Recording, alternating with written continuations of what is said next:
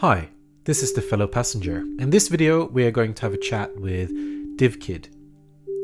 I'm sure if you've discovered my channel, it's quite likely that you have stumbled on his channel way before mine. I suppose he's known for reviewing different Eurorack modules. And I suppose I could to a degree blame him for some of my purchases. Well, not literally.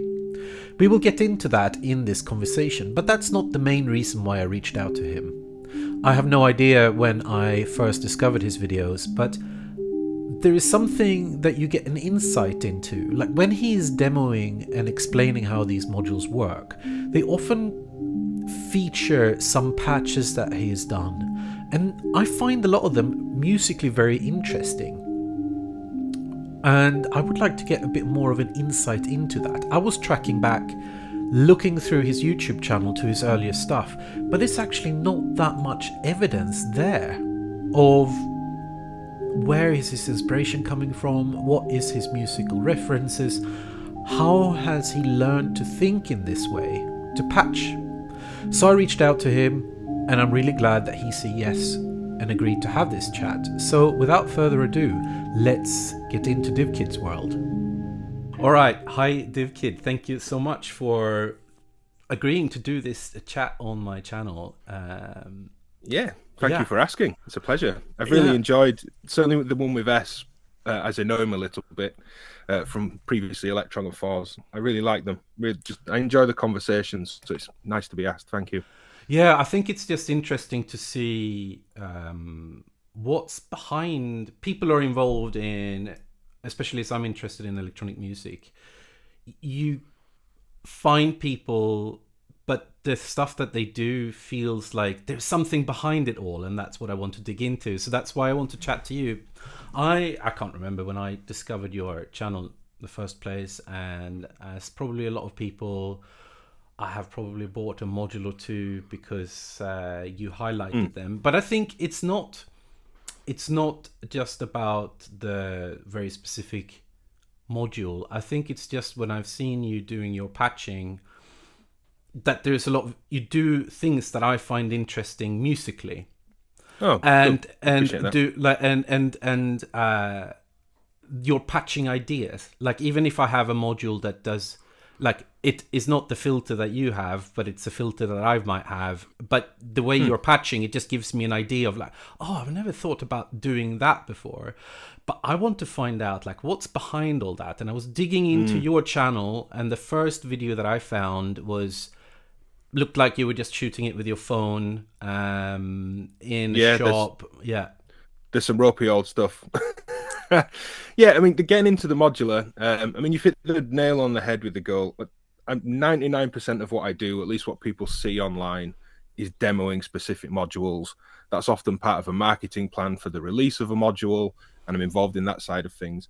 But I'm really fortunate that I like that I can just demo techniques and ideas and sound making and music, and that's always the goal. If someone, and I've seen companies who I've worked for making demos who've actually been happy when someone has said, "Oh, thanks for the demo. This isn't for me," and they've kind of commented and said, "Great.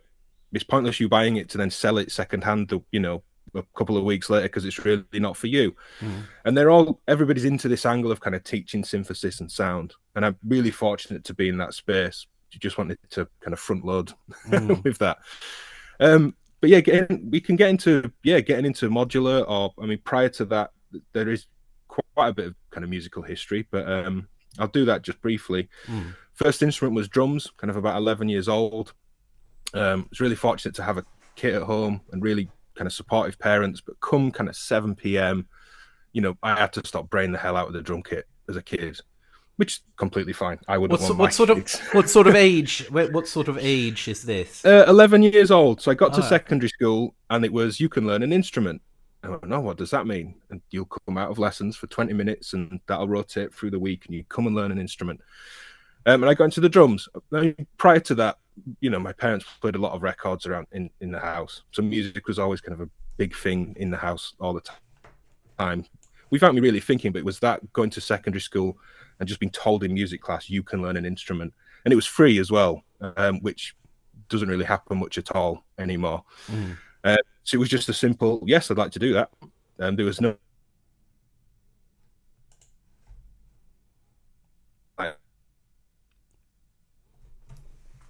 in the evening just for the noise level of a drum kit. And my friends were also guitars, so I started to learn guitar and kind of fast forward from there, playing a whole range of different bands, different styles. Kind of followed that through, lucky to gig all over the place and do some tours and follow it through education as well.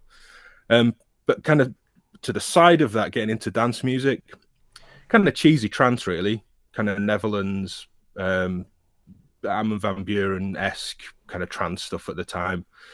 What was the I have no idea. gateway? What was the gateway into that? It was probably music that was on. Not that my parents were into it particularly, but that they probably had on and left on the radio or something like that. I remember buying Flatbeat, the Mr. Wazzo, Oh yeah. the little yellow teddy when that Flat Eric, the Flatbeat. I remember having that on cassette. I remember having that in the car and being allowed to play it in the car. And my mum turning the bass down. So it got such a big prominent bass that was fine for all the kind of pop stuff on the radio, but that particularly was like, oh, if you're going to put that on, you're going to have to turn that down. And that kind of seed of that, what's bass? What does that mean? You know, an EQ control on a hi-fi and that kind of thing. Oh. But I was into pedals and stuff at that point with from the guitar playing and amps. Pedals was the first kind of modular style gear lusty thing, if you like. I still really enjoy pedals. So yeah, and I don't know where I will have heard it. I distinctly remember my grandparents getting Sky TV that had music channels at some point when we were kids, and hearing like Bomb-Funk MCs and just stuff that was on TV, dance or whatever it was at the time. I can't remember the name. So there was no specific moment really, other than it just that appeared at some point in my life, electronic music, and I decided I liked it, kind of in parallel to the band stuff. And then for Wilkins tried to get into the recording of the bands. I remember recording kind of first demo with the first original band I was in, just with an SM58 in my sock drawer in my bedroom, because it was clipping when we had the microphone just out, kind of on top of it or whatever it was. And we thought, oh, it's really loud and bright, and we'd no idea what we were doing. So we'll put it in the sock drawer and shut the drawer. So on a pile of socks it went. And it sounded better, or at least to us. I've no idea now. Yeah. And then we were getting into kind of Tascam 4 tracks and stuff like that. So it's kind of getting into the gear and the recording from a band side. Well, simultaneously at school, it was Cubase, VST3, and Reason 2.5, it will have been, that we were taught and shown how to rewire those two together. You could these wires and stuff I'm doing with pedals. So there was a real connection of, oh, that's the stuff connected. This was probably a significant moment that I didn't realize, obviously, at the time. And then, yeah, simultaneously, but they were always very separate, kind of trying to make the dance music that I was getting into and trying to record the band and get better. And from there, both, yeah, merged and went their separate ways, and kind of professional work at both sides, really. And what was the, because it feels like it's quite a jump to get into modular, and I feel like, I mean, for me anyway, there was like I had seen modular happen. I had no idea what was going on at the time, and like, it's not necessarily a very easy step to take, you know, No. like if, no. So how, what was your gateway into modular then? Yeah, so fast forward, music, bands, gigging, producing, starting to record other bands. I got into making dance music and had some trance releases under my own name, just solo release around 2000 and mid 2000s, maybe first release. I can't remember what year that will have been. I'm starting to produce electronically with friends, and kind of heard about mastering and what's mastering, and kind of tried to figure all these things out at the time. And, you know, friends that worked in studios and you could go play with the gear and that kind of stuff. But at some point, producing, mixing, engineering, either for kind of singer-songwriters or electronic artists. I ran a label for a while. DivKid actually started, me and my friend Andy, making kind of electro house, commercial dance type stuff. And we were both off the back of that, doing quite a lot of production work. I really got into synthesizing drum sounds. There was a really significant kind of point in this becoming what I'm doing now, I think. And I sent a email to Dom Kane, UK kind of house producer, really tied into Loop Masters at the time, the kind of sample preset pack company. And we'd asked him to do a remix. I wasn't shy about asking for things. It was never rude, but just an email, out of the blue, in the blank. Hey, this is who we are. We're in the UK. We see you're in the UK. Really enjoy your music. We've just started a label. Do you want to remix this? Didn't expect an answer. He liked it and said yes, but asked where the drum sounds are from.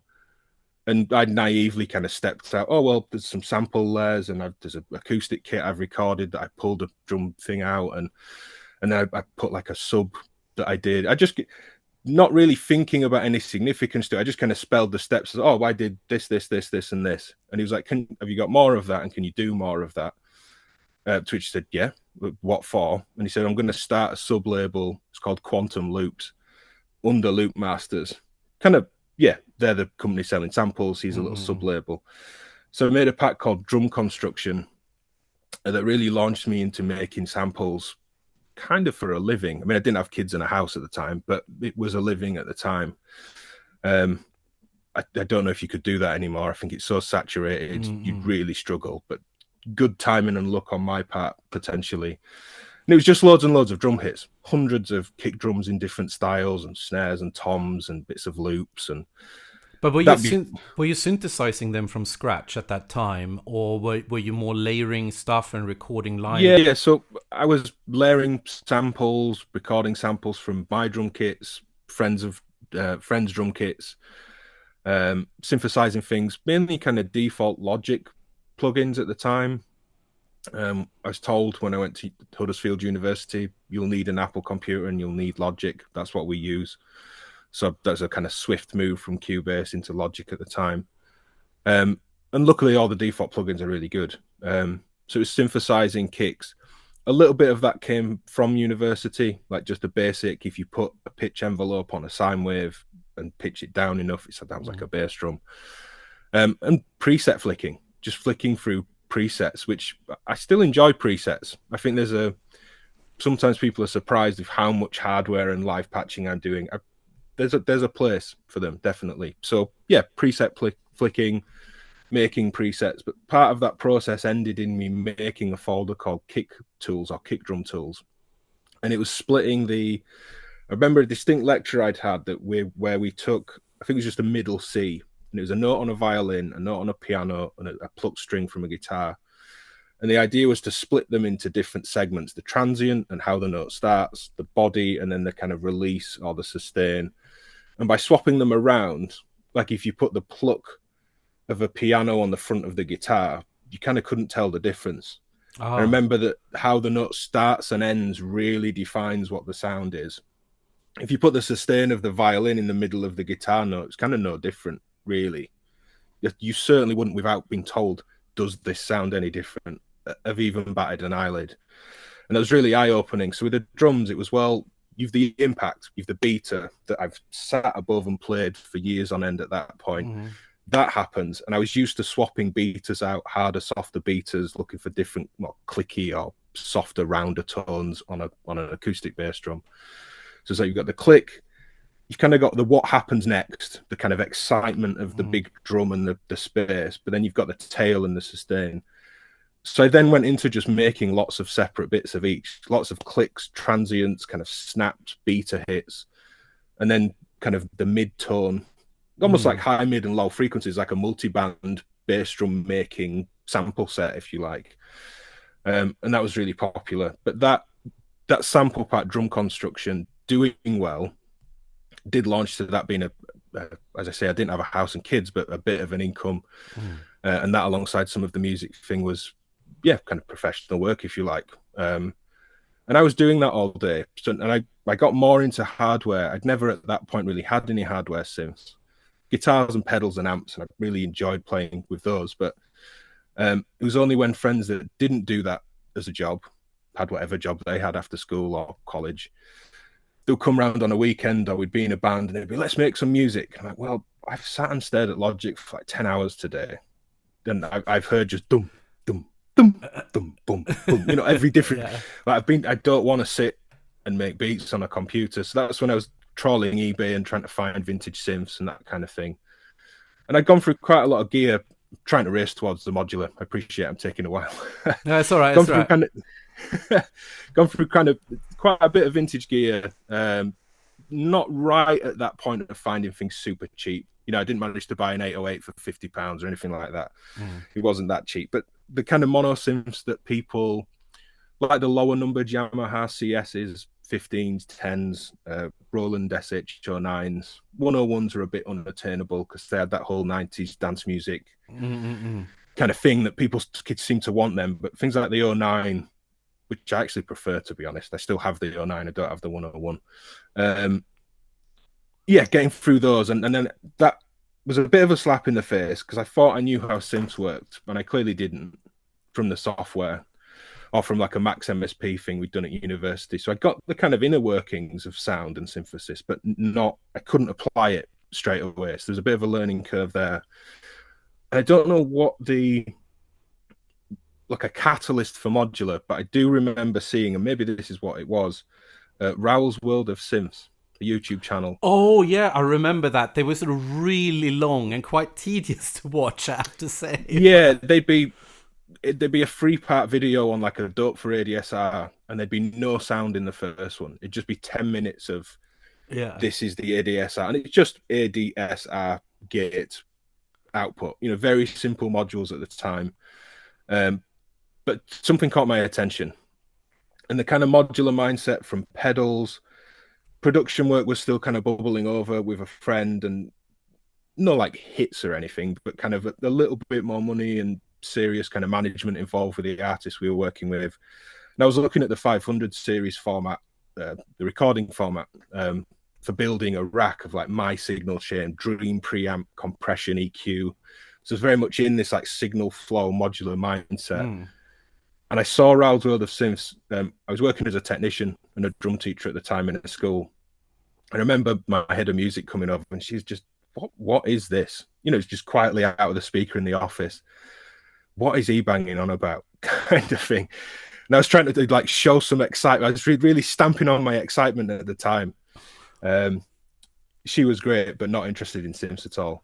And that was the flip, really. I didn't put what money I was going to get into the 500 series stuff and went into Modular. And had I bought the 500 series gear, I wouldn't have had any money for Modular, and life might have been different. So what year was this? What year was this, sort of, roughly? Mid 2010s, maybe. It'd be earlier than that. 2010-ish. Yeah, okay. Modular, I've been making videos for, is it 10 or 11 years? So 12 years, call it, back. 2012, maybe. I remember Raoul's World when I started buying modular stuff because it was a good source, but I also I found it quite hard work looking at them. They were good. They were very, very thorough. But like you were saying, like, I just want to get to make some sounds.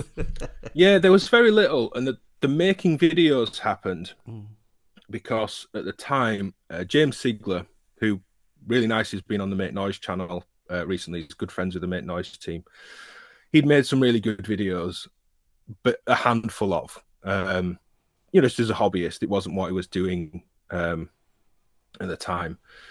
And I know Milo Melodies there were 2 videos up where he was trying to sell filter modules. There was the Maleko Borg 2, and that was one of the first videos I watched of, oh, this sounds good, this is interesting. And it was the Livewire Frequensteiner filter, both of which I bought early on. They were my first 2 filters. And that was about it. And I'd found the Modwiggler forum and kind of thought, there's a community of people here that share stuff, and bands that I'm in that don't share stuff like this. You know, I remember gigging with one bass player, really friendly, lovely person, always kind of supporting each other in different projects. We ended up on the same bills a lot around Leeds, where I was playing at the time. And he'd scratched off a load of stuff on his pedals. And I was like, what's this like fuzz thing you do on the bass? It's really cool. And he wouldn't tell anybody. He was so this, you know. This is And mine, the sort of thing. now, Or yeah, I mean, now I could probably work out what it was from the layout or the color of the thing, but it was kind of, he custom painted and scratched all this stuff off. And the Mod Wiggle forum wasn't like that. You could ask any question and people would ask and they'd share information. And modules, you know, they didn't really have manuals at the time. Documentation was quite poor. And I just wanted to share in the excitement of it these couple of videos that I'd seen that were more interesting than just technical. I thought, someone needs to do this. I want to do this. And it was really, really addicting getting into Modular for a start was really addicting. But then the making videos, which I'd not done at the time, I borrowed a camera from the art department at the school that I worked in, who were great. They just said, out of hours, take it. As long as it's here in the morning when we all come in, and you could take it at the end of the day. You can have it every day and weekend if you like. So I used that, and then I realized my computer couldn't edit video, just out of spec, if you like. So I went to a friend's house, and his brother had a better machine, and we'd all sit and the three of us would take it in turn on his Xbox. But when those two were playing, I was editing video on his brother's computer. And then they'd be like, Ben, do you want to go? And I'm like, no, you keep going. I did that for too long, kind of embarrassingly too long. But I liked going there and hanging out and doing that as well. So that was the first couple of years of it, really. Certainly into trying to make a thing of it. Starting to kind of message, a bit like messaging Dom Kane to make samples and remixes, just out of the blue. Hey, I've started doing this. Is this interesting? The videos probably had 20 or 30 views. There was no traction at that point. The scene was too small and the channel hadn't built. It was very early days. But I was like, hey, you know, I do this. I could maybe do it for you. And I was offered discount at first, I think. Yeah, if, like, you can buy one of these at 20% off or something if you're going to make a video. And it went on and on and on. And then a bit of a kind of, well, we'll send you this and you make a video, like a skill exchange. And then it was maybe 5, nearer 6 now, probably, years ago, where, well, I started charging for them before that, but 5 or 6 years ago, where it became a full-time thing. I've been doing it full-time since kind of mid 2019. So, like, I just want to backtrack to a couple of things. First, the Roland SH9. I remember when I was probably still a teenager, and I grew up in Sweden, and there was in the next town to where I lived, there was a music shop, and I went in there and they had one of those. And it must have been like converting it, and probably was about like 150 quid or something. I mean, I didn't buy it, and I really regret I didn't. And I think that was also like, in terms of patching, the first thing I saw, because I think that's got a filter input, as in like you can put an external thing into it. And what they had done, they had just plugged itself into it to like overdrive it. And it's like, so they were showing in the music shop, like, oh, look what you can do here. And it's just like, wow, this is so cool. But, you know, like, I didn't really have any money, but I thought it was the coolest thing. Do you still have it? I do. Yeah, I still do. It's here, and that trick, I could find it quickly. There's a video of someone doing, I think they reference Justice, the kind of French electro. Oh, yeah, Justice. They reference that sound, as you say, patching the headphone out back to the external in, which is a Minimoog trick. You know, a lot of people did that on the Minimoog as well. But it just had this really aggressive kind of distortion and instability. And I only found out a couple of years ago that there's an envelope follower for that input. And I know Alex Ball on friendly terms. And I kind of argued with him on a Facebook thread of, there isn't an envelope follower on the SH9. And at this point, I'd had the thing 10 years. And he's going, there is. And I'm like, Alex, there isn't. And, you know, people are liking and laughing, emojiing at the things. And he went, look at the third, I can't remember if it's the third or the second, but look at the third slider over from the envelope section of the filter. And I was like, there is. There is an envelope on the SH9. So, you know, really stupid, simple, basic mono synth, but I'm still learning stuff about it. I'd completely missed that. It maybe shows how many times I actually plug something else into it. But yeah, it's still there. I'm looking over kind of fondly at it. Yeah, I haven't touched one since like that was in the 90s sometime. But since then, this is a long time ago now. I don't know if I can do that. I managed to pick up an SH101 for Mm. nowadays like decent price, but I think they are sort of similar, aren't they, in many ways? Yeah, I think the filter chip is different. Mm, I spoke a little bit to Paul Barker from DinSync about it. My ear, mm, and I don't really like the terms better and best because it's all subjective, but to me, I preferred the oh 09 to the 101 to the point I was willing to let the 101 go, even though it has the sequencer. But just as an instrument to just sit and play, the 101 is a kind of better experience, if you like, mm, because I don't play a keyboard very well. So I'd definitely take a sequencer given the choice. But there's just something about the oh 09. mm, It does this really interesting thing. The 101 does it as well. We're talking, final 10%, if you like. mm. And it's just to my ear. It might be completely the other way for someone else. But when you set the resonance really high and it's nearly oscillating, it's picking out harmonics on whatever note you're playing in, you get this weird, like, duophonic sound out of it. And you set the keyboard tracking so that moves with the pitch of the keyboard. And it's this really lovely, almost like Warp Records.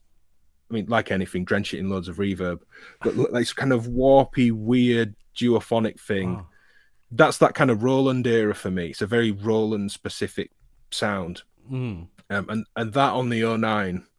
And in all honesty, it's probably that I could get a bit more money back for the 101 at the time. The It thing might is, have like, been. It, I mean, I would be tempted by an SH09 because I think they are less than half price of a 101, aren't they? oh yeah, mine was about 380. I remember it was listed maybe at £400 or something, Mm. and but this was a while back. They've probably gone up a bit, but 101s have everything's got so kind of expensive. But there's also, there's lots of other good new gear now. I ain't sure how much I'd have gone down that path of vintage gear. The only kind of thing out around the time I bought will have been the Morpho, the Dave Smith Morpho, like a Oh yeah, little yeah, I yellow remember that one. monosynth box. I had that as one of the only kind of new synths I had at the time. But yeah, now, I mean, you're spoiled for choice Yeah, I mean, for I think gear. it's a bit of a sort of a new golden era of equipment. But actually, if we get back to modular, what was your Mm, so when you first got your original setup? For me, it was when I got my first modular setup. The only thing that I could do was do a subtractive mono yeah. synth, and it wasn't until my friends showed me how to plug a square wave into a clock divider, and that turns it into a sub oscillator type thing, and I was like, oh wow, okay. And then that's when I started trying to, like, okay, let's plug a audio rate square wave in to the clock input of a sequencer, and you get Mm. a sort of a, all of a sudden that sort of broke the wall into this like world. How did you get creative? Yeah, I mean, I don't think I could patch a basic mono synth at the time. I distinctly remember looking at the SH09 and thinking, well, thinking signal flow goes left to right. So I said, well, Mm, there's an oscillator, and you mix the waves, and it goes into a filter, and I can turn some modulation up on the filter, so I can patch an envelope in or an LFO, and then the envelope's at the end, and that's it. So it did that classic thing of not realizing you need a VCA at the end of the signal path. mm. I thought the sound would go through the envelope. Oh yeah, So yeah, yeah. I did that too. yeah, you think it goes in, you shape it on sliders or knobs, and it comes out. I didn't realize it was I didn't know what control voltage was. Yeah. Um, so it was a live wire AFG. I had a mixer, so it's doing the monosynth thing, patching waves into the mixer, um, and then into a filter, and thinking I could go for an envelope and not, and then having to buy a VCA.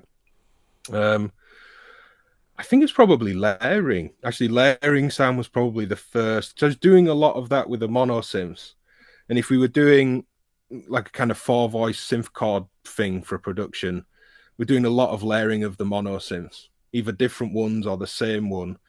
And I always really like I've not composed for a string quartet very often, kind of a handful of times, but I really like this intertwining single lines that form voicings and chords. I Oh find that yeah. really, rather than my kind of keyboard playing block, right, we're on C and we go to whatever, and we move through chords. I like the separation of the voices, and with the synth, in a similar way, we could just set up the synth, run MIDI or MIDI to CV for a little Kenton Pro Solo MIDI CV box I had. And we can run out the lines separately as MIDI from the computer and just record them back in. And that worked, and it's fine. But then getting into that thinking of what if the third voice is slightly brighter, or the pulse width is different, or the first voice is a saw and the rest are squares, or the top note, we filter it a bit more. So it's there, but it's not as present in the top end. And then you get into, well, what if we perform with it? What if we just make the lower voice kind of swell into a chorus section, but the whole synth doesn't, like a block chord would? And then I got a Vermona interface to automate those things, running loads of automation out into things on the modular at the time. And then getting into the layering of it. I think it's probably the first kind of creative thing, if you like. I had a couple of oscillators and filters. What if I don't run the low pass filter into the high pass filter, and we take two low passes, but they sound different, and we'll automate them differently or modulate them differently. And it felt like recording, like how recording the bands did, and playing and recording in studios felt kind of, whichever one of us was playing the modular, whichever one of us kind of manning the computer, and looking over that great thing of like, it's a really good take. Like almost like looking at the guitar, it's like you nailed it. It's great.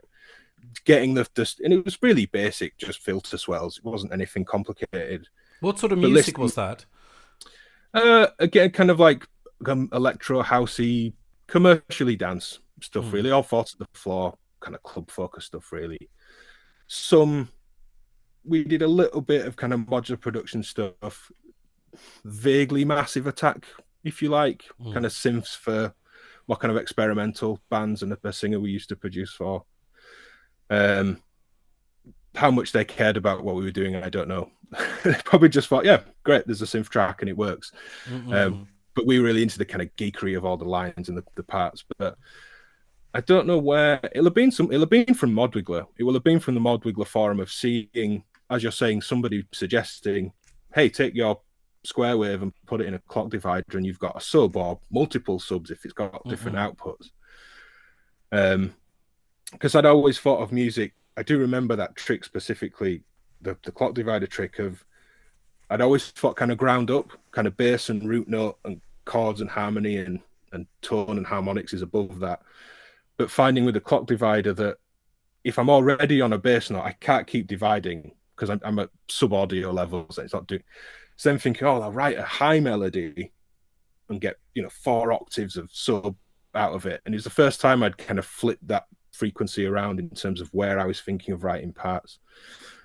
It will definitely be Modwiggler. I definitely owe a lot to that forum. It's because of my own learning, support for videos early on. And I was wanting to find cool things.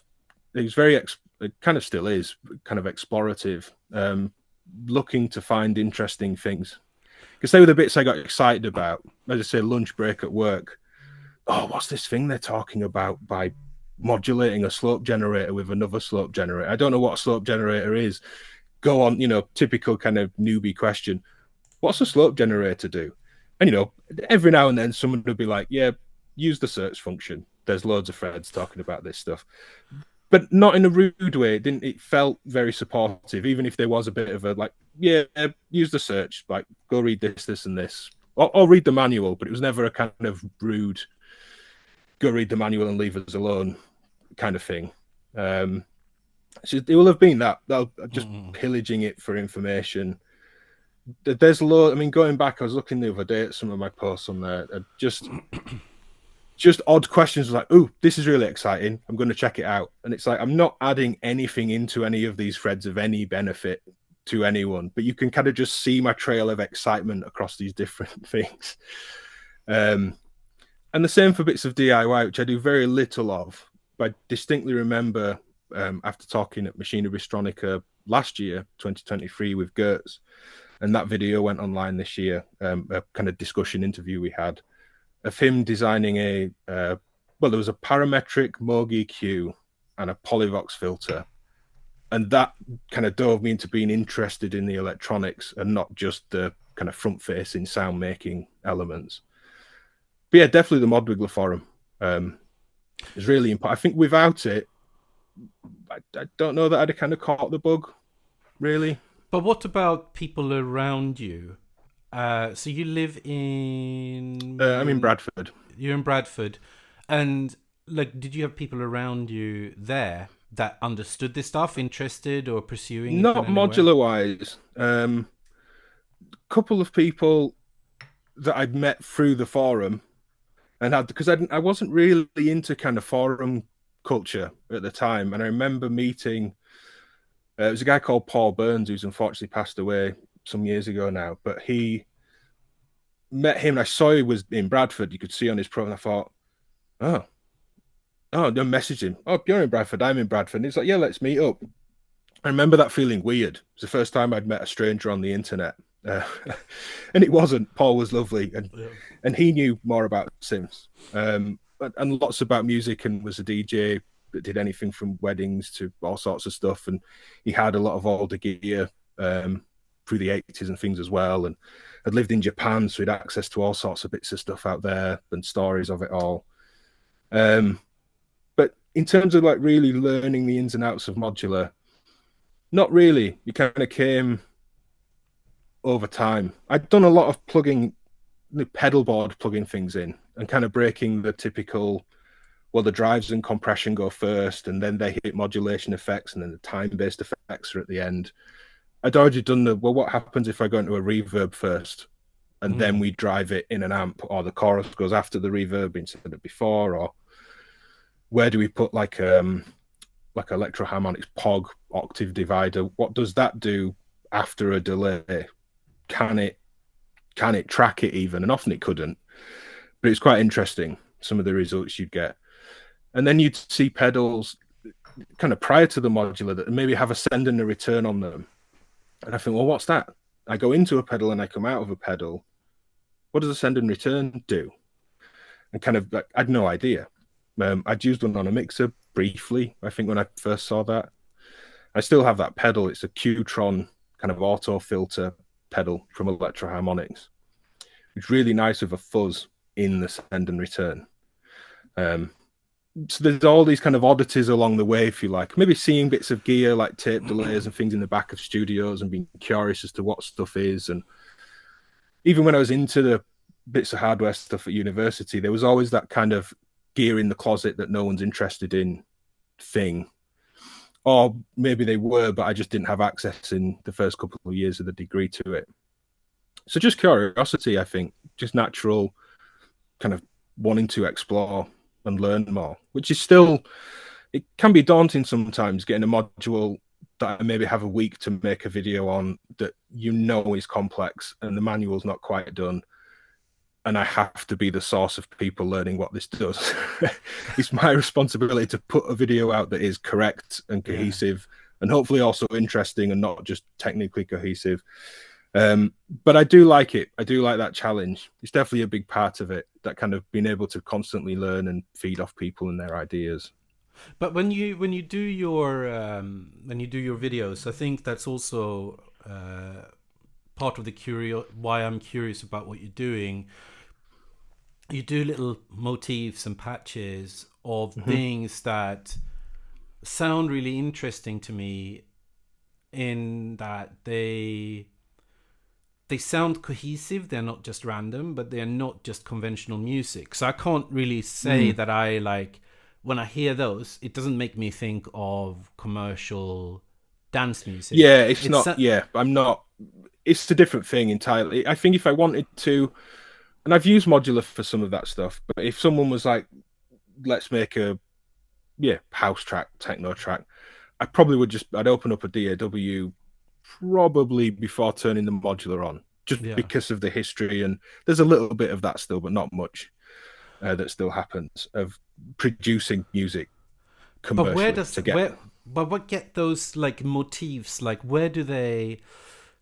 I mean, do you listen to experiment? Like, what music do you listen to? Like, when you listen to yourself, like what's your weapons of choice? What are you? Yeah, kind of anything. A real distinct point from the band side and the kind of cheesy dance music side at the time was finding that kind of Nordic, kind of North European, kind of like Röyksopp, Trent Moller, those kind of acts that just had a bit more about them. There was kind of a call it a dance floor or a pop sensibility about it, but there was always a compositional twist or a sonic twist or something that just kind of works somehow.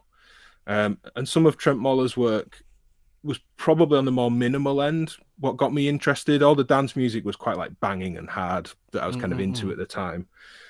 But there was something about those kind of early Trent Moller tracks of there's not much going on, and you'd probably call it minimal techno. And then finding that term and what's minimal techno and kind of going down that path. I was into the kind of DJ culture stuff. You know, I'd read DJ Mag and Mix Mag at the time. Was it the album again, like it had some sort of trees on the cover or something? It was a dark grey. Last Resort. No, that's what album. It was called. Yeah, that's the one I'm thinking of. I don't even know if it was trees, but I sort of imagine they were sort of like a greyed out tree. Yeah, you're right. That, and I think there's an album called Early Works that has earlier remixes and slightly less poppy, songy stuff. Kind of just more minimal techno, club focused, I think. But yeah, that album, Last Resort, was a really important kind of turning point. One of the electronic bands. Sorry. I remember hearing when that came out, like sonically, it was really interesting. But it's like you're saying, it was not so much about the complicated arrangement. I think it was something about the sound. There's all sorts of glitchy.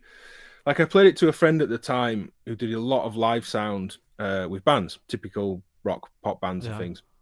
And he's kind of like, this is almost just not in a negative way, but it's kind of just like it's just a pop track. Like what's exciting about it? And it's like, well, within the first 30 seconds, I think I've heard about 50 different glitch tones in the top end and the spatialization of them. And there's a really nice mix of kind of pop sensibility, dance floor sensibility, but sonically it's phenomenal. It's still an album that I still put on and really enjoy. And then Röyksopp on the kind of poppier end at the time, and a bit like Moby with Play, they kind of had all those tracks in adverts. So I'd heard all that stuff on a banking advert or a Levi jeans advert or something. But there's always something about them, kind of tonally, compositionally. And then finding bands like Air with Moon Safari, and the Aphex Twin. There's all these different weird parallels, which is why I'm probably rambling on a lot, because I'm trying to piece all this together that I haven't really too much before.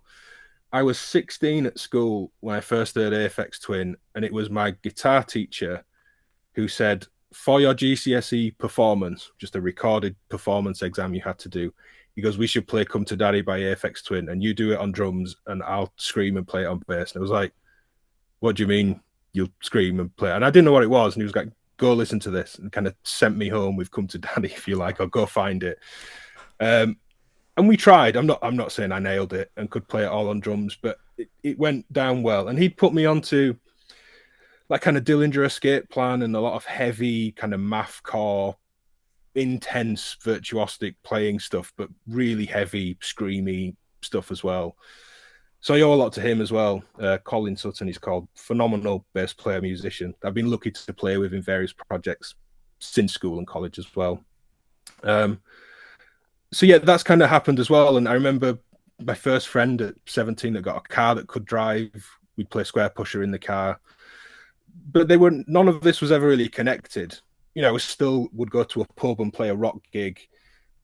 I only DJ'd a handful of times, but I might go play some kind of club music somewhere on some turntables. That was another pivotal moment. I was so excited when I first beat Match 2 Records, and no one else that I lived with in the Flackhead. I made them all come in my room. Come on, listen to this. And I'm getting them to move the fader. Like, it's in. Like, there's no phasing. The beats are in, and they were like, and like, I'm going to go back and make something to eat. No one cared. So yeah, also, I mean, the Aphex Twin and Square Pusher, you then hear of Warp Records, and you find Autechre, and at university we were shown Venetian Snares. Is it Venetian Snares? Blood on the Rope was the track. Okay. I remember it kind of like scared the class at university almost of the lecturer, I want you to listen to this. You Just this played intense. it. You played it to the class. Oh no, the lecturer did. I'd Oh, I not heard see. Yeah, Venetian yeah. snares at that point. I think it's Venetian snares. Hope I'm getting that right. But Yeah. Blood on the Rope was the track, and he was like, "Right, sit down. You're gonna," and it just this, wow, just Jesus. So I've been really fortunate in that way. I've had very good tutors through college and university and school. I mean, I don't know many school teachers that would be telling kind of young teens to play Come to Daddy for their music performance. I think the one I did the year before was Jimi Hendrix that I played on guitar. I was like, oh, I'll play that. That's good. That'll get a good grade. And he'd warped my mind at that point. I remember playing kind of amen breaky type stuff on the kit and not knowing what it was. Before he'd kind of shown me that stuff, he'd be like, can you play this kind of beat? And he'd kind of tap and beatbox it out badly. And he's like, but faster, like faster. And I'd be playing it, and he'd be like, faster and faster and faster. But I didn't know what it was. I had no idea. I was like, this doesn't sound good. And I was probably not interpreting. Well, I definitely wasn't the kind of groove and feel of what that should have been. I was probably just playing fast and it not sounding very good. And that's probably when he went, oh, I need to show him drum and bass. He's not getting this. Because I never left the classrooms as a kid at school. Like, if I could hang around the music rooms, I kind of bunk off school a little bit. Certainly dinners and breaks and after school, I just stayed around there all the time. And anyone that had played any instrument anyone had let me on. I played violin for a little bit. We had his title was the Indian music teacher. I learned tabla for a while. Until P left and there were some changes. But yeah, learning tabla, piano, just anything. And I kind of was up for anything, that kind of thing of, we need a bass player for a gig, so-and-so was ill. Well, I couldn't play bass, and I couldn't. But it's like, well, I could probably hand my way through it for a open mic at a pub or something. Yeah, there's a lot of people that have been pivotal, I think. Less probably ingraining that sense of exploring and sound prior to Modular. But yeah, I've completely lost the question now. I'm trying It's fine. No. It's just like you asked about more experimental music. So yeah, that had been there for a long time. Probably not that long after kind of cheesier commercial dance music had come in. But as I say, they all felt very separate. Would it be fair to say, I'm thinking about a few weeks ago, a friend who lives locally here, she's a singer-songwriter, plays sort of folky type stuff on the guitar. Mm-hmm.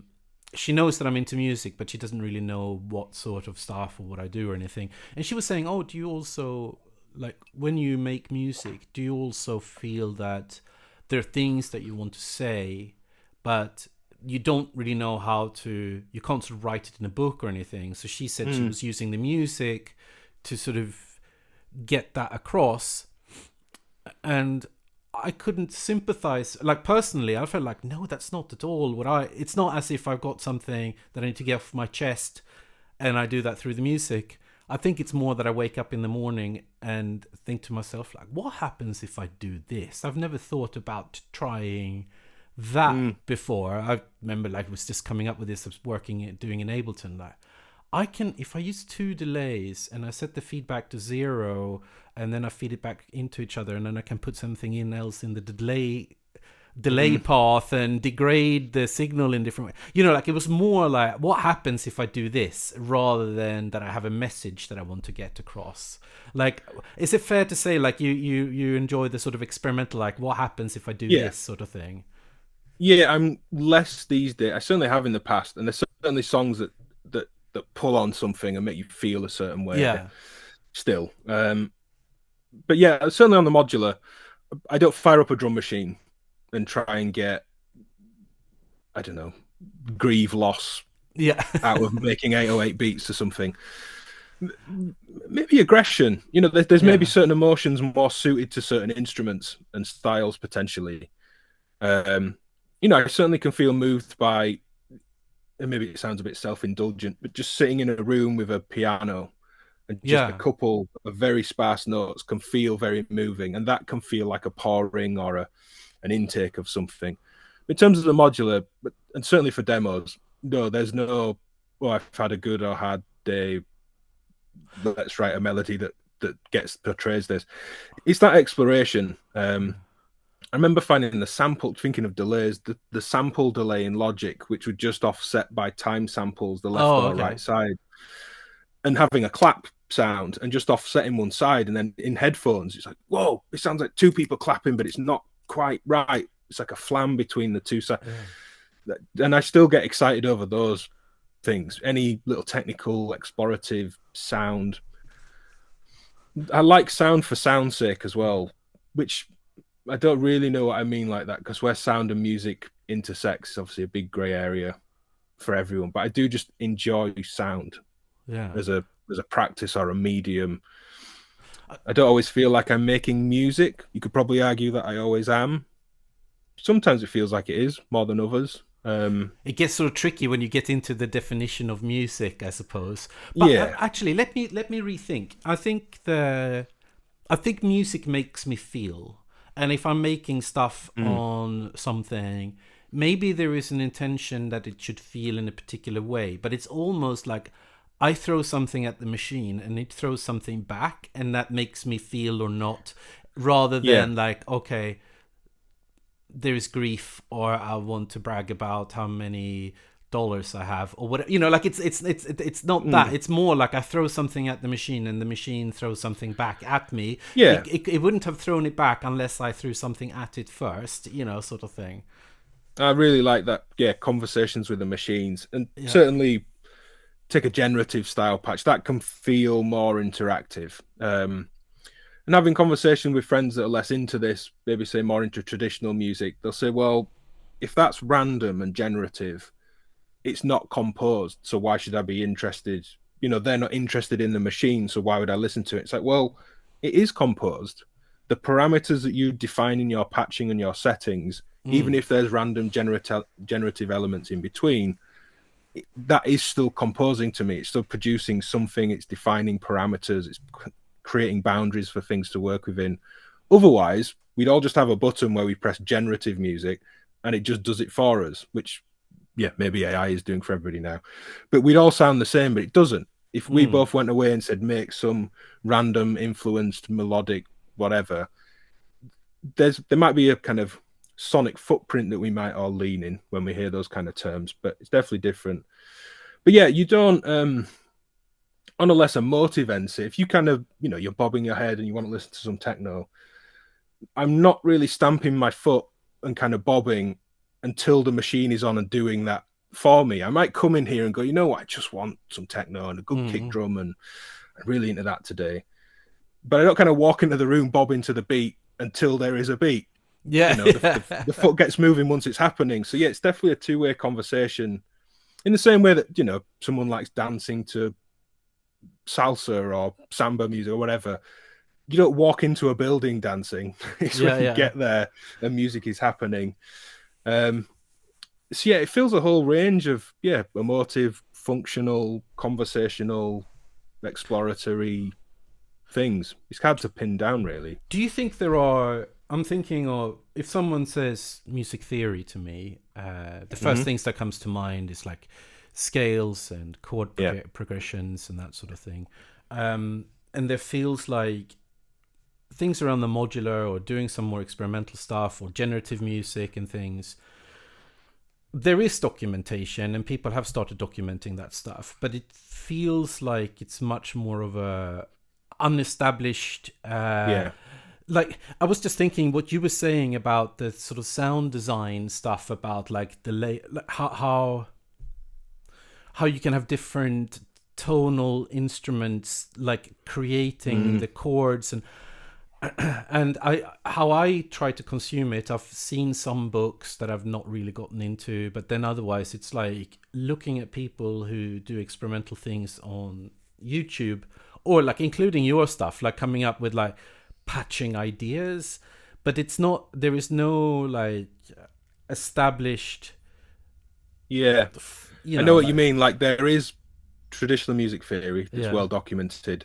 There's then things like, say, mastering, books by Bob Katz and things. There's great books that document what mastering audio is and means, and the technicalities, and this is how you set compression, and this is what the goal of compressing the music is.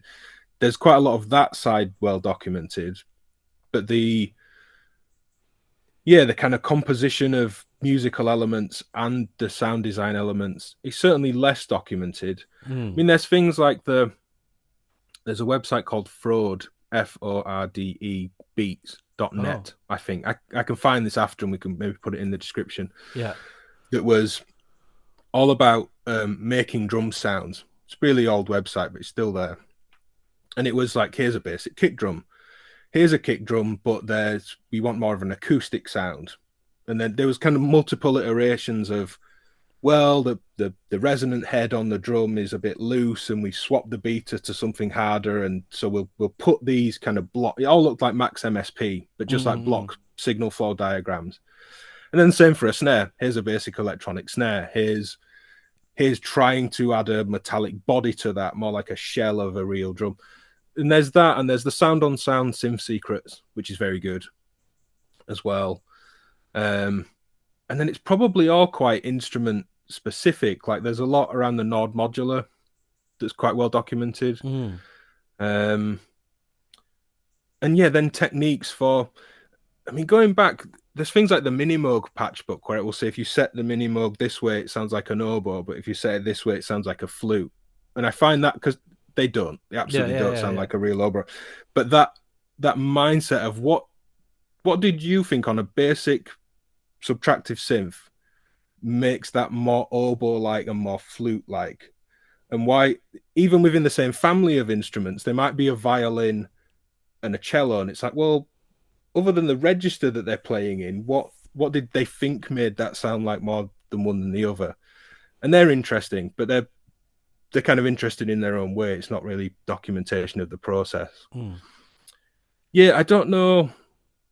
There's some effort around like the patch and tweak book and the symbols that they've made to be able to Mm. document signal flow, and but yeah, there's no, It's hard yeah, to so I think it's hard to articulate the question almost. I'm thinking, I mean, now, I don't know, 15 years, 10 years ago or something. Like, I listening to anything from like Aphex Twin or Autecher or whatever, it's just like, I mhm, like this, but I just don't know how to go about making it. Like at the time, it's like I have no clue where to start. And then there was where I was working at the time. It was near Morley College in London, and they were advertising like, okay, we're going to do electronic music evening classes. And I thought, like, mhm, it wasn't too expensive, so I'll sign up. But basically, what that was, it was just classic music theory. It was just that you were using Logic. That was the only difference. And I was right, trying to explain to the teachers, like, I want to, like, it's not about the chord progression, it's about something else. And I couldn't articulate. So I said, like, I'll bring something in. And he was classically trained. I don't think he was particularly interested in electronic music, actually. You know, like, it was just that we were using Logic. yeah, And I don't know, do you know Mono Lake? He's the guy, yeah, one of, yeah, yeah, yeah, yes, really yeah. monolith. So there is a track called White 2. Mm-hmm. And I played that. It's like, okay, so there's something about this. Like, yes, there are notes. Like, there is a melody there, but I can't. If I play this on the piano, it's not going to sound good. It's just because of the sound. And but he said, oh yeah, it's the pitches. But no, that's not. It's not like I'm thinking of, if you take Claire de Lune, it's like classic music Yeah, piece. You can play that on a ukulele, you can play it on a harp, you're going to yeah, recognize it, and it's going to sound more or less good. But with the Monolake track, it's just like so tied to the sound design, and it's like, I don't understand, like, what is it that makes this work? You know, like, I could hear pieces yeah, of yeah, music, yeah. but I can hear it working, but I don't understand why. But there must be a reason somewhere, you know, like, It is, yeah, the electronic music being so tied to its medium or its production, yeah, or there's very few other instruments where you just listen to a note droning yeah, endlessly. Say someone just droning I don't know, the lowest G on a violin just over and mm, over.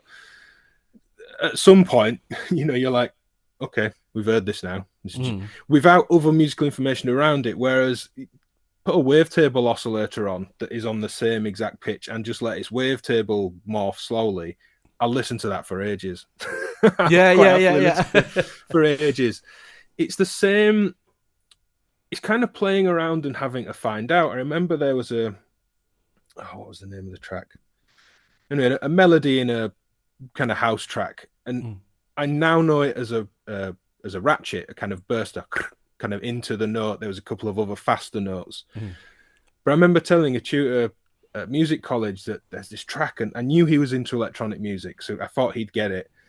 And I'm like, there's a melody, and the melody's all right. So I can figure the notes of the melody out, but like, what's this like burst that goes into the one of the notes that was kind of emphasized in the melody? And he was he was really good at tying the dots. That Tuesday, he said, "Well, you know when you're playing a beat on the drums and you let the stick drop and it bounces, it's that in a melody." And I'd never heard that in a melody before. It was kind of like, well, mm. how would you do it on my guitar, or how would I do it on a piano? He's like, well, it's not a guitar or a piano. It's it's a synthesizer, and it could be done this way or that way. But I had no idea how to kind of articulate that. I think I probably went into Logic or Cubase at the time and was, well, show me how to draw it in. Can you show me like at the end of class, like how do I draw that? It's not a note on a grid. Mm. And he's like, well, make the smaller grid and put the notes in. It's quite simple, but there's no, yeah, that melody on a guitar probably wouldn't be that interesting. Mm. So I know what you mean. It's so, you kind of just have to go away and play with stuff for ages, don't you? But that in itself is, and I still feel like I'm in that. It's still this endless, if we picked a track that we both like in any given style, Mm. but electronic, be it dance or more experimental, we could, I could certainly figure out, I could notate out what a beat is quite quickly, but could I play it, or would I have programmed that, or would I have got the ins and outs of it? No. But and even if you do, it's then finding those sounds. Mm. It's a little bit, there's a little bit of that in, say, rock and pop stuff. The choice of the drum sounds. Does it sound like AC/DC, or does it sound like a bouncy Madonna Yeah, yeah. track? There's a bit, but parts generally are a bit more cross compatible across those kind of sounds than electronic stuff. Yeah, it's weird. I'll take the big super saws of trance music. If that was all just sine waves, would it have that big hands in the air Yeah. emotive thing? No, it wouldn't. It's strange. I don't really know how to put a pin in that. And there isn't, play around is the thing. That's all there is. I think I it's like learning how compression works. You can tell people what it does. And I really like all the examples of, that was a really good one I had printed I had a printout up on the board, and I was teaching this stuff of, the threshold is how loud you are before your mum shouts at you to turn the music down. The ratio is how much you need to turn it down by. The attack is how quickly you do it after your mum has shouted. And the release is how quickly you start creeping the volume back up to where it was after she's gone back downstairs. Hilarious. And I love it. I had a printout of that on I maybe butchered it a little bit, Yeah. but that's the The and there's a essence of couple of other good ones like that. And you can tell people all of this, but until they've kind of heard it, it's really hard. And there was other teachers that I worked with that didn't do the production side, and they were like, I don't know what. Like Jeff Buckley's Grace was on the GCSE music spec here in the UK for a while when I was working in a secondary school, and it was talking about the effects on the guitar and things like the phaser. You could get them all to hear it. You're like, oh, when the solo comes in and it goes, it's like, it might not have been Grace. It was another Jeff Buckley piece, but when that comes in, and it spoke about the drums had compression on them, and you can take someone in a room and hit a snare drum and go, it doesn't have that impact. Or we could put a microphone and record a kit, and then I could kind of produce it and compress and EQ it. But it takes a long time, a lot of hours, I think, to develop that. And going back again, I remember my drum teacher, it's probably like some Green Day or Blink-182 or something like that. It was like, why doesn't this kit at school sound like this one? And he's like, well, that's different for a start. Kits all sound different. And I'm like, but it doesn't sound as good. And he's like, it isn't going to. Like an acoustic instrument in a room is never going to sound like a highly polished, produced track. And I didn't know what he meant for years. at that age, kind of 12 or 13 or something. I had no idea what he meant at that point. And I kind of fooled myself into recording those sounds early on. Oh, this sounds good. And then you listen back like, okay, it's nowhere near. So it's kind of like sonic development of the year, I think. There's a lot of just listening and time and practice, ultimately. Listening practice, but sonic listening practice, I think. Like trying to transcribe and learning to transcribe classical parts. Today I'm going to listen to this Arteca piece and I'm going to try and make that sound. And it's totally different than I'm going to sit at the piano, I'm going to find these notes in this melody, because there almost is a right answer that you can maybe a bit more logically get to if you're trying to say transcribe a melody. Yeah, it's sort of more explained in a way, I suppose. Like, whereas, yeah. But I think the interesting thing, if you sit there and try to, like, you listen to some Arteca sound and you try to make something, I find quite often I end up with, doesn't really sound like the Arteca thing, but I end up with inevitably something that is quite interesting. So it's like going back to the finding the this is not the music theory, but I think like your channel and many other YouTube channels, I think just seeing music being made, which you couldn't really do before the whole YouTube thing, I think has helped me massively to, I think, unlock ways of thinking. And it's not like a documented theory, but it's made me, it's like, oh, I haven't thought about that, but if I apply that way of thinking onto something else, like, and I think we spoke about it at some point earlier. I find that the whole seeing people making music is almost like a new way of enjoying music. Yeah. Rather absolutely. than being, Yeah. If I knew I had a free hour today, which is extremely rare, a free hour, but that same thing that go back to kind of school and things, I'd have been rushing to put an album on. That we'd have been lending each other albums, and I'd have loved to just sit and listen to an album back to front. Whereas now it's the same kind. I still would enjoy that, but if you say, in the interview or after, hey Ben, you've got to check this out. It might be a video of someone, I don't know, making low bass drones on a Surge system. It's like, great, I want to sit and watch that, and it's the same kind of enjoyment, entertainment, I guess.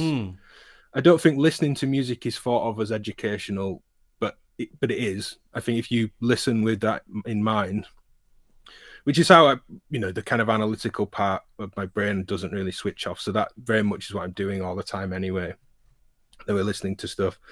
I had a Spice Girls track on in the car that my daughter likes the other day, and there's a weird, like, swing to the shaker pattern in the chorus of, is it Wannabe or is it whatever?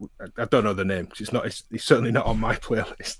But there's a swing in the shaker that isn't in the rest of the instruments. It's like it's all straight, then it's fine, produced pop, great. But there's a swing to just one element that comes in, and I just couldn't get it out of my mind. I'm probably going to put it on at some point and be like, right, this is what they're doing. And I likened it back to that kind of soul thing of like backing singers having a tambourine. And we always used to, when we were getting kids to perform with things in school, give them tambourines to shake. You don't even have to shake it in time. The energy that adds when the chorus comes in and the backing singers are singing a lot and they're just shaking a tambourine vaguely in time, there's just an energy to it that just works. I mean, there's Liam Gallagher, all sorts of other singers that will stand and just shake a tambourine. They're not great tambourine players, and funnily good tambourine players do exist, but there's just something. There's like a sonic energy there, and I think that's what this Spice Girls things was doing. So doing it all the time anyway. I've seen analysis of the Bluey theme tune and what time signature changes are happening, because it's not just 4/4. I'm interested, as weird as Bluey Kids TV show is to be interested in. So yeah, that never kind of switches off. And sonically, I remember really getting into, my friend got into flamenco guitar playing and just really trying to record it well. and then finding at the time impulse responses. I think there was a copy of Altiverb on the college computers at the time, and we were like, if we get a good enough close recording, we can put you in a space where this might traditionally be performed that works really well. And I was equally as fascinated in that as I would be a module now. Your microphone technique on just a solo acoustic guitar player, and then trying to make that sound like all these other things that he knew what it was referencing. I didn't know musically what I was referencing. But yeah, they're just ideas. As you say, there's documenting through other people's videos and mine, but they're all just kind of points on a map. There's no set, and I don't think we'll ever get there. I don't think you will get to a kind of documented sonic theory or sound practice, or it's just pulling from everybody. Yeah, I'm a little bit worried that there's some really good videos that perhaps didn't get the traction are just going to disappear into the sands of time, because it's difficult to find. Like I think there will probably be eras. If you wanted to produce dubstep, there's just like a million tutorials of people going into that detail. But like the more other stuff, it's just difficult to find. Okay, I know we are. Yes, it's been. I've rambled a lot. No. But if you have a little bit more time, there's a few more things I'd like to ask you. So I'm seeing your enormous, or part of your enormous modular setup in the background. And I think when I got into modular in about, I think I started in 2015 or something, it changed my entire thinking of how to make music. And I started building a modular setup, and it just changed how I worked with Ableton and everything. It's just like a different way of breaking down the music making process, I think. But I'm wondering, there's also a time, I can't say when that was, last year or like I don't know when, but where it started feeling like a very saturated market, you know, like when I had something of a lot of the basic building blocks, I had some envelopes, some filters or whatever it was, but it still feels like there's a lot of actors out there making modules. But like, to you who are much closer to that, like, does it feel like it's saturating? Where are the exciting things happening? Are there like where's still loads of going? exciting there's still loads of exciting things. I think the lowering of any barrier of entry to designing something has definitely made that area more saturated. If you or I, presuming our skill levels are similar in this, from start to end wanted to make a module and have it in a box ready to sell, and we, let's do it together, let's do a Moog transistor ladder filter. Well, the schematics are out there. There's probably even some open source PCB that we can just order from the East that will just come in X amount of days, and we can maybe not fully understand how it works, but we can maybe make that look nice if one of us has a bit more of a graphic understanding of interfaces. And it's not that it's that easy that people are just kind of churning rubbish out. I don't mean that at all, but there's a definite lower barrier than ever to getting into it, and there's definitely a saturation of makers and new modules all the time. I'd kind of hate to be a shop. It feels like I wouldn't know what to stock, because there's a lot of good stuff out there. If the mindset, I don't know, we're a store and we're meeting today, and right, we don't really have many basics covered. What should we get as like, analog oscillators and filters and envelopes and the first modules that people are going to buy? I don't know how you'd make a decision, really, because there's so much good stuff out there. I think the noise around modular can be quite saturated as well. Well, and other areas, there's this thing. I mean, I'm a few years now out of teaching in a college, but everybody was kind of filming themselves. There's, it's kind of modern social culture online of, well, I'm making techno on a modular, I should chuck a video of that up on Instagram, or I'm with getting into plants. playing with them. Yeah, and there's just different styles and approaches to all that, which I'm not saying is bad all good. It's just that is a thing that exists, and I think that's part of the saturate. It can feel very busy, Yeah, yeah. and that can be really exciting if you've time to engage with it. If you'd like to engage with it but don't have time, I think that can almost create an anxiety in people that they're just missing stuff all the time. They've maybe been engaged, say pre-COVID, that definitely wasn't as busy, and then COVID sent everything wild. Certainly online, attention that everything was getting was very big. Yeah, it's saturated, but it doesn't feel any less exciting to me. And maybe that's because I'm in a fortunate position to talk to people making stuff a lot of the time. Where So I do you still think get that. where does the exciting stuff happen for you now? Like, what is there? Where is it? Like, what are the types of things that are coming out that feel like, wow, this is really groundbreaking? Yeah, they're almost two separate things to me. Exciting can be a basic low pass filter that, okay, I've got a lot of, and I realize this is a unique position I'm in making demos, but I can still find that exciting. You know, someone's made a very bare bones oscillator that just has a tuning control and the basic 4-wave outs. That as a bit like picking up a guitar, I still find interesting.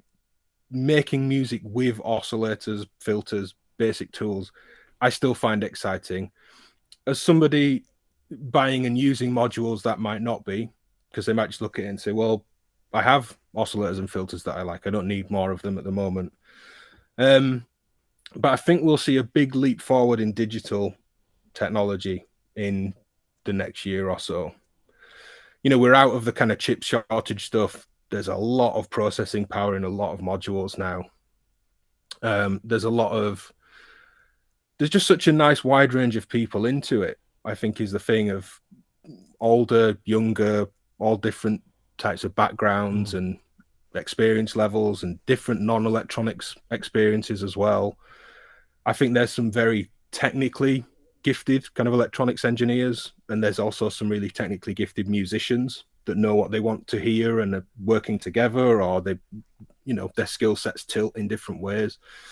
Yeah, it's hard to pick. Like, I couldn't pick out a handful of companies, for example. Yeah. But as people, yeah, companies that have been in it for a while, I think are starting to, yeah, they're doing new things. They've kind of gone through the ring of building their first few things. They've got a company. They've maybe got a structure that works for them financially. Hopefully, they're safe and happy and comfortable, and they can spend some time developing something different. Or they've got through that mindset that the user has had of, if they've started making modules quite quickly in their process of getting into modular, much like I started making videos really quickly, we're getting into modular. So all my learning of modular is well documented across the channel, because the old videos are pretty terrible. They're musically all right, but I didn't really know modular at the time. So my learning is well documented. There'll be some companies who are well documented. You know, their first things were maybe kind of fumbling blocks into figuring out how this works and how you produce something. And they're maybe on a mindset of, yeah, what's different? What can I do that's different? Or they're, you know, a new designer who's now looking at the modern Euro rack space and is trying to do something different. Yeah. I feel like still, even if I now work with Ableton in a much more modular way, let's say, but if I am in front of the modular, I think the tactile workflow makes whatever I'm making, it's going to sound radically different. I could maybe sit down at Ableton and sort of reverse engineer. It's not going to sound the same, but reverse engineer what I'm sort of doing. But I wouldn't naturally make it in Ableton. Like it's like the process changes how the music is being made, and I think still that's where I feel that what makes the biggest difference for that format, because when I'm using the modular, I make things that I probably wouldn't have made if I just sat in front of the computer or something, or if I used any of these sort of more conventional synths.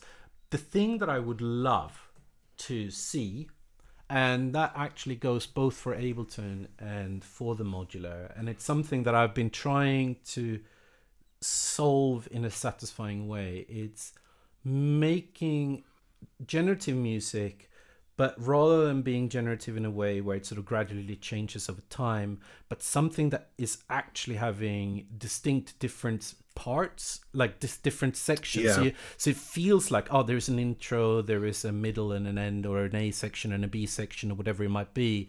That there is actually a generative composition rather than just like, I don't know exactly how that's going to work, because I would like to have like the transition between sections to do something. I don't know if I'm going to be ever going to solve it, but you can patch things that get very complicated, but I'm not sure they ever hit the mark. There's an interesting conversation in my Discord channel at the moment with a user, Harmon, he's notating things in software, actually scoring things out.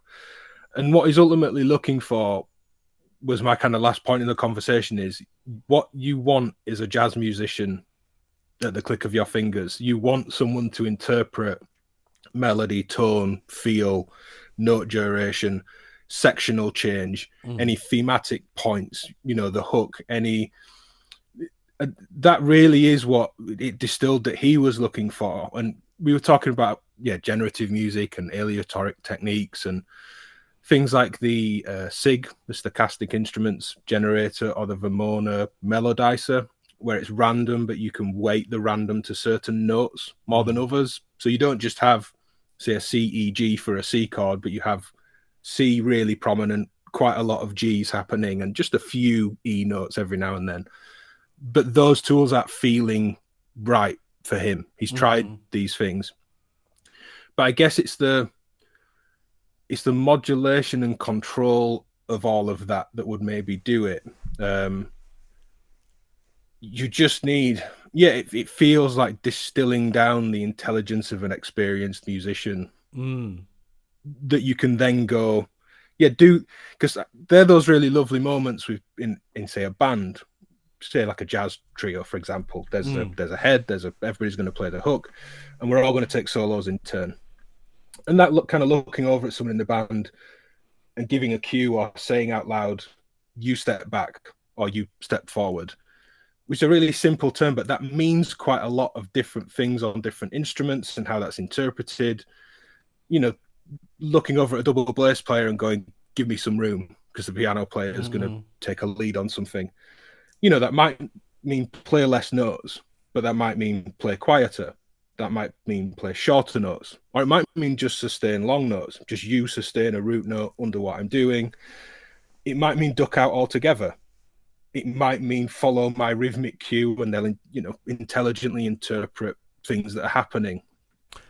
How you make electronic instruments do that, I'm not sure. But actually, on that note, that's actually something another thing that I've been thinking of, which I would love to see. If you take not jazz music, but just that format where you have different people, someone is doing the drums, someone is doing the guitar, someone is doing the keys, whatever, and they are sort of riffing off one another, but they have their section that they are responsible for. I would love to see a live performance with Modular, where I almost want to see it because I'm thinking of jazz trios and stuff where different musicians can mix differently. One drummer can play with a different trumpeter one time. So it's almost as like, I would see the poster saying so-and-so on drum machine, so-and-so on, lead, so-and-so on bass.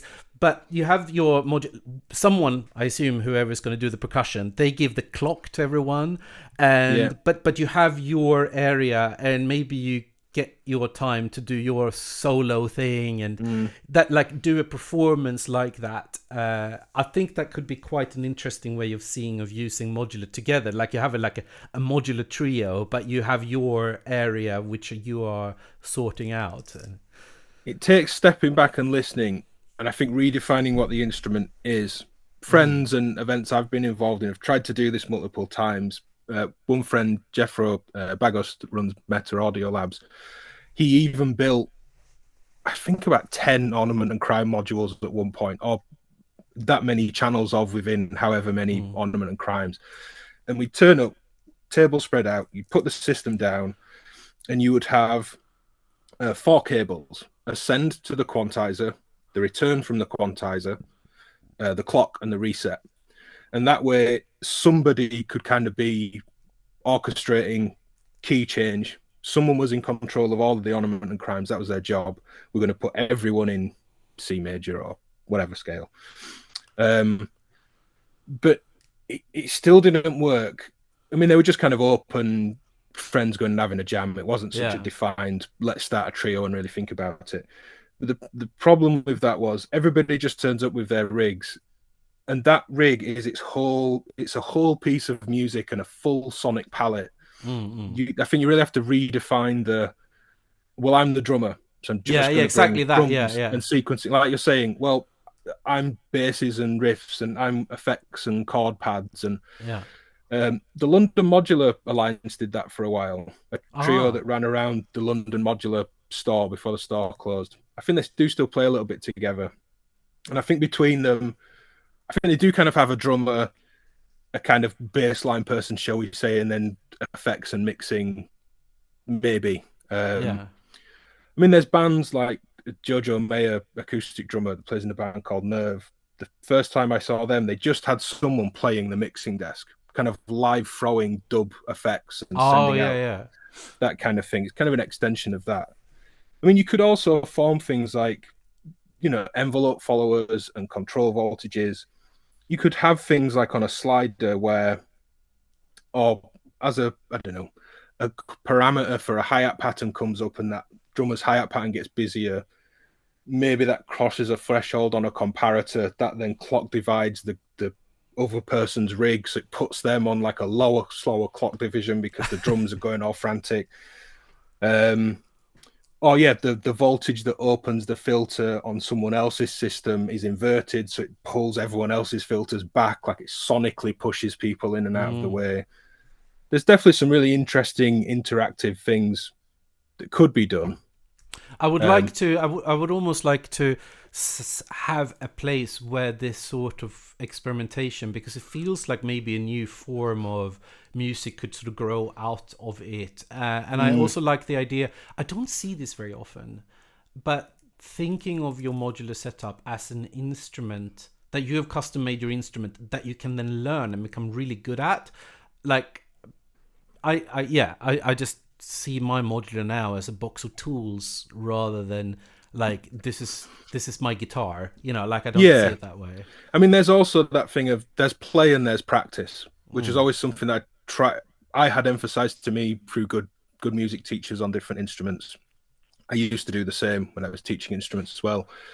If I want to learn country guitar licks, playing ones that I know over and over is a completely valid, fun thing to do, but that's not helping me progress at the things I'm not good at. And same with the modular, me coming in and just kicking the system on, playing around for a bit with modules that I know or a system that I have. It's not taking me anywhere without that intentful kind of practice element, which might just be, I've heard Philip talking about clock dividing oscillators to create subs. I'm just going to sit and do that today. And it's not physical practice, like building muscle memory on an instrument, but it's that ear training and that sonic training of, I'm going to sit and do this today. It's so easy to fall into like the things you do all the time and you don't even think about them. They sort of work, but you also don't move forward. Yeah, or if you always produce house and techno beats, which great, but you want to get into more broken beat, break beat influenced things. Well, if every time you turn the system on, you still just put that kick drum on 4 to the floor, you're always just going to have this interest in this other thing that you're not doing. Yeah. You kind of just have to do it. It's a bit like how do I finish music? I've got, that typical thing that we all do. If I've got loads of just 4, 8, 16 bar loops that are great, they've been saved and they're never going to finish. There's no trick to finishing music. You have to practice finishing music to get better at finishing music. I think that's a skill in its own right, isn't it? It is. Yeah, you have to do it. And I think copying, you made a really interesting point earlier of if you were to try and copy an Autechre piece or beat or part of a track, you won't sound like Artecker at the end of it. And that's not a judgment of your skill set. That's just because it's you and your Mm. tools and your interpretation, it will sound different. And I always used to look at library music composition like that. You maybe get a brief that says, I don't know, there's an advert and we want it to sound like Firestarter by Prodigy.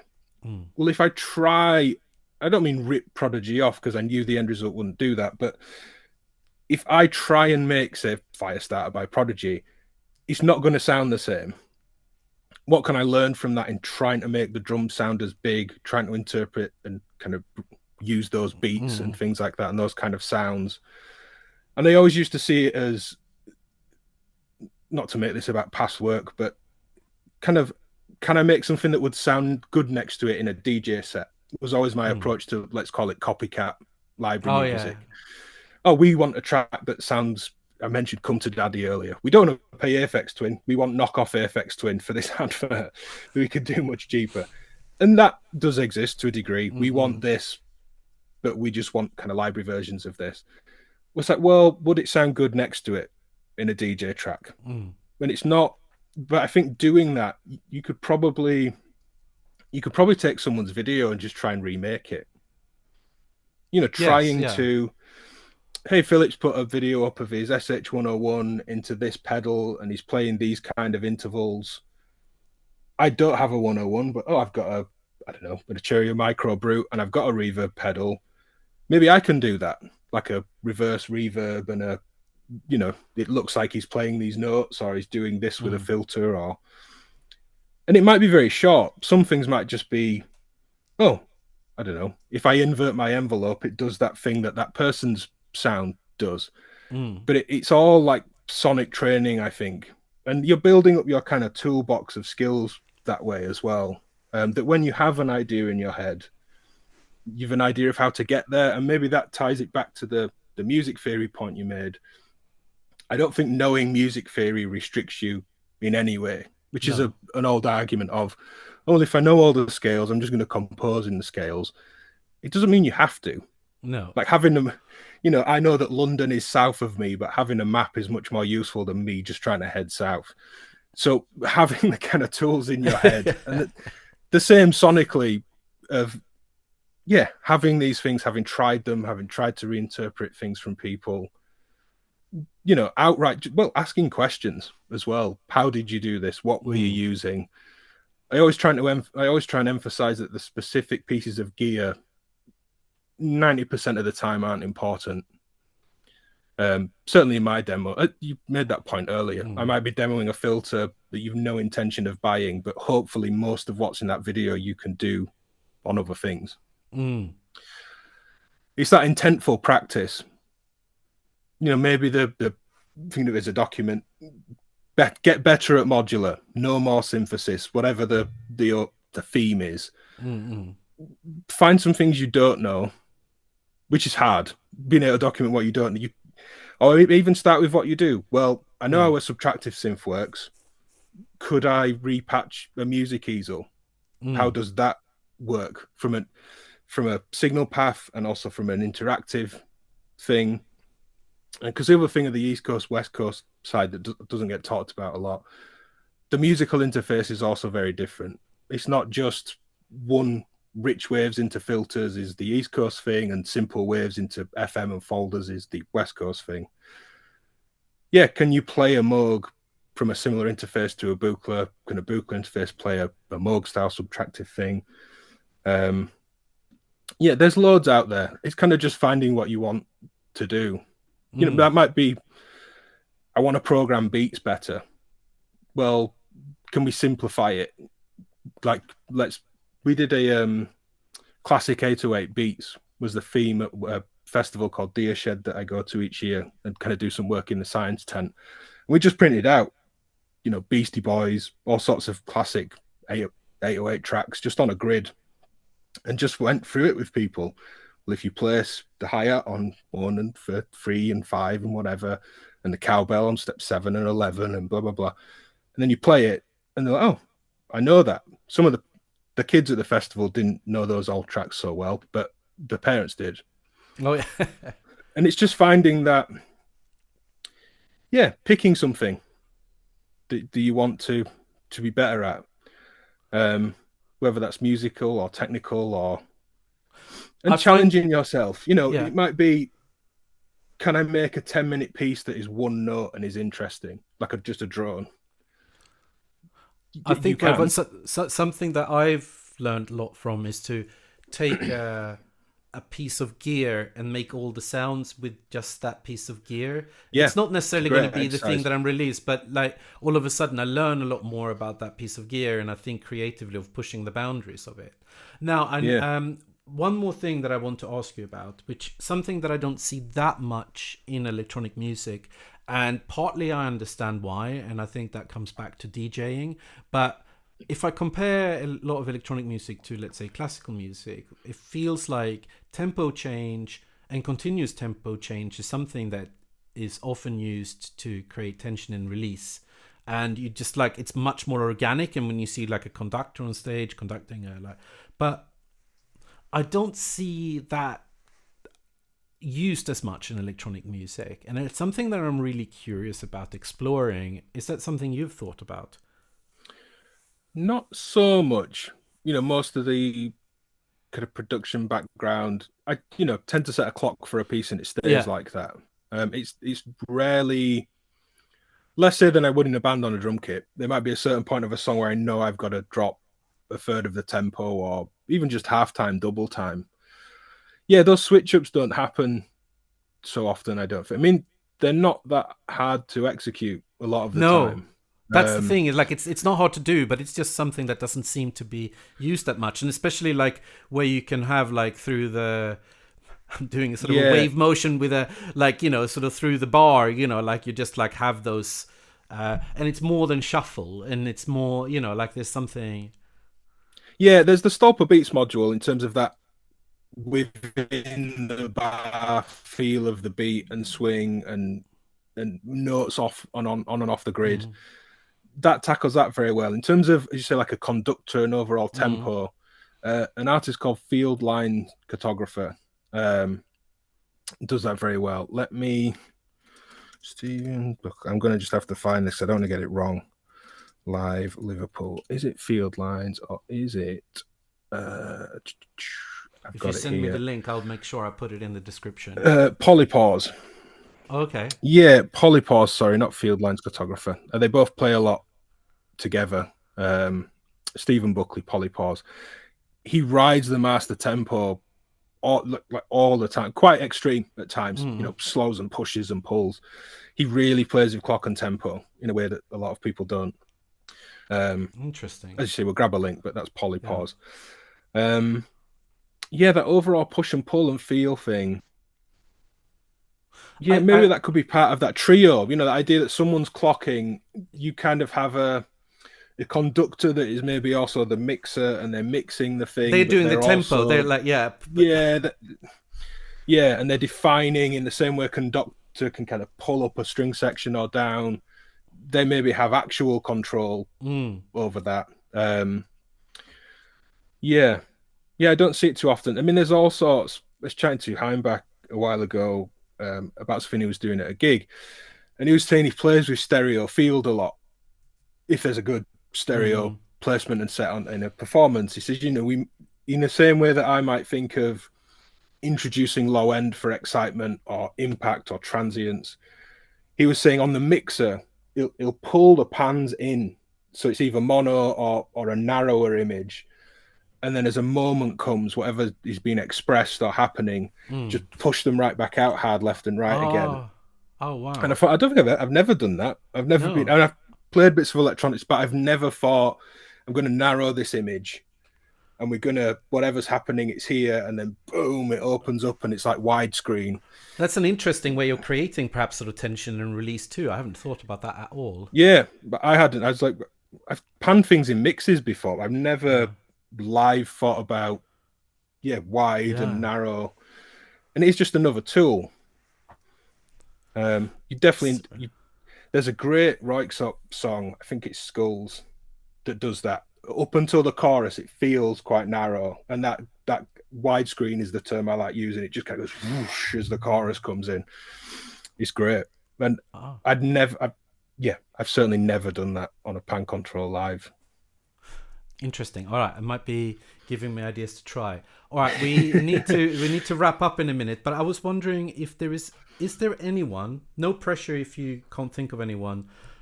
I like speaking to people who do interesting things musically, whether they are Mhm. musicians or whether they are instrument manufacturers or whatever they might be. Is there anyone that you either know has a lot of interesting things to say, or if there's someone or some company or whatever it might be that you think like, I would like to know what's happening there. I want to know behind the scenes. Hmm. Uh, yeah, God, there's loads. But thinking we bumped into each other, didn't get a chance to talk much at Machina Bristronica Yeah. in Bristol. So thinking of Bristol, I think Finley from Future Sound Systems would be really interesting. He's a tour de force live, kind of singing kind of UK synthwave, synth pop. He really is putting a lot of himself out there, but he's also making Crick, their new synthesizer, is fascinating. But his musical knowledge is rich and deep as well. And I think thinking of Bristol, just to kind of theme the answer, if you Mm. like, I think Jack from Beat Boop Oh and yeah, his yeah, kind of yeah. his shift into tape and the things he's doing around that. And he was at Deer Shed with Milo Melodies and myself. I say it's a family friendly festival where we go and take a lot of gear into a science tent and people can come and play. And the way he was talking about kind of starts and ends of tape loops forming a pattern, even if it isn't a pattern and it isn't clocked, and playing against things in and out of sync, and his way of kind of getting that across to young kids that were just coming to play with this sea of gear, I thought was really interesting. So yeah, sticking with the Bristol theme as where I saw you last. Mm. Yeah, Finley from Future Sound Systems and Jack from Beat Boop, I think would be good. Oh, that's great, great. I'll see if I can reach out to them and see if they're happy to chat. This has been super interesting. Thank you so much for taking your time to chat. Yeah, I realize I've rambled a lot. It's interesting to try and to be questioned and try and piece. Not that I egotistically mean my own background is so interesting, but to try and tie these things together because there's been a lot of parallel, separate things over Mm. the years. Um, and yet to think of this kind of almost like electronic theory, sound theory. Mm. I think there must be some development in it. I'm I sure don't know there if is. Yeah. like university funding, we're probably not in a good place in the UK for this kind of thing getting any better. But you'd hope over time Mm. this was because it's certainly not as old as classical music, but it's not the last. Synths and electronic music isn't the last 10 years. It's not Yeah. like it's new either, and it needs documenting because it's so new. And I don't Um, know what the method of documentation should be either, because I'm not sure like having it written in a book is the best way of doing it. I personally learn a lot from seeing people doing it, and also like on the rare occasions when you actually get to meet someone and talk to them how they do it. But then how do you make that a resource that would be easy to that's find? why university came to mind of that. Mm, Certainly, my experience of university, which I realise makes it inaccessible for lots of people, and ideally this should be free and something everybody can access globally. But yeah, that experience of being in a classroom with someone that's sharing with mm, examples and a kind of work set to work for the practice element. Today mm. we're going to do X, Y, and Z, and at the end of today's session, you'll be able to do this or you'll understand this. There's a website called Syntorial, Synth Tutorial, and that helps you piece the building blocks together of how was this sound made, Oh and you yeah. have to select the right waveform or set the filter in the right way. There's also Sound Gym, which is more of a kind of sonic ear training. Here's two examples of a drum beat. Which one had the 2 dB EQ boost at 8K? And you Mm. you pick the right. It kind of gamifies the process, which I think is good. It helps people.